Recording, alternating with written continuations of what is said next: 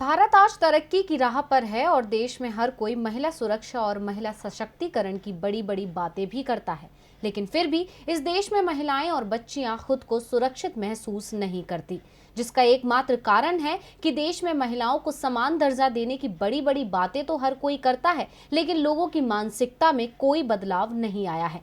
जिसका ताजा उदाहरण है गोवा के सीएम सावंत, जिन्होंने ऐसा विवादित बयान दिया जिससे बवाल मच गया है। क्या है पूरा मामला, जिस मामले पर विवादित बयान देकर बुरे फंसे सीएम सावंत, आइए देखते हैं।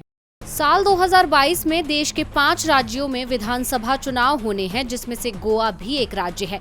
ऐसे में गैंगरेप मामले में सीएम सावंत का ऐसा बयान आना आगामी चुनाव में बीजेपी के लिए मुश्किल तो पैदा कर ही सकता है, साथ ही सीएम सावंत की मानसिकता पर भी सवाल उठाता है। बता दें कि रविवार को गोवा की राजधानी से करीब 30 किलोमीटर दूर बेनोलिम बीच पर 4 लोगों ने अपने आप को पुलिसकर्मी बताकर दोनों लड़कियों से कथित तौर पर बलात्कार किया। उन्होंने लड़कों की पिटाई भी की। चारों आरोपियों में से एक सरकारी कर्मचारी है। अब इस मामले पर सीएम सावंत का बयान आया जिसने बवाल मचा दिया। उन्होंने कहा कि जब 14 साल के बच्चे पूरी रात समुद्र तट पर रहते हैं तो माता पिता को आत्ममंथन करने की जरूरत है। हम सिर्फ इसीलिए ही सरकार और पुलिस पर जिम्मेदारी नहीं डाल सकते कि बच्चे नहीं सुनते। सावंत ने कहा था कि अपने बच्चों की सुरक्षा सुनिश्चित करना माता पिता की जिम्मेदारी है और उन्हें अपने बच्चों, खास तौर से नाबालिगों को रात भर बाहर नहीं रहने देना चाहिए।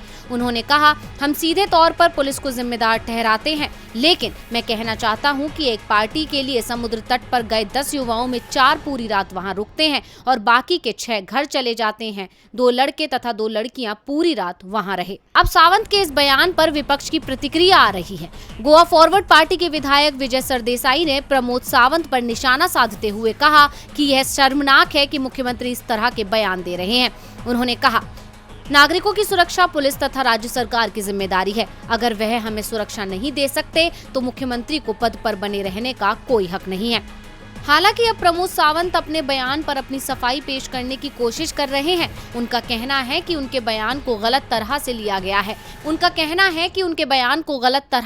गया है। मेरे लिए जनता की सुरक्षा प्राथमिकता है। बता दें कि इस मामले में 4 लोगों को गिरफ्तार कर लिया गया है। अब भले ही सीएम सावंत सफाई देने में लगे हुए हैं, लेकिन आग तो लग चुकी है। अब ये कैसे बुझेगी, ये तो वक्त ही बताएगा। वी लाइव की रिपोर्ट।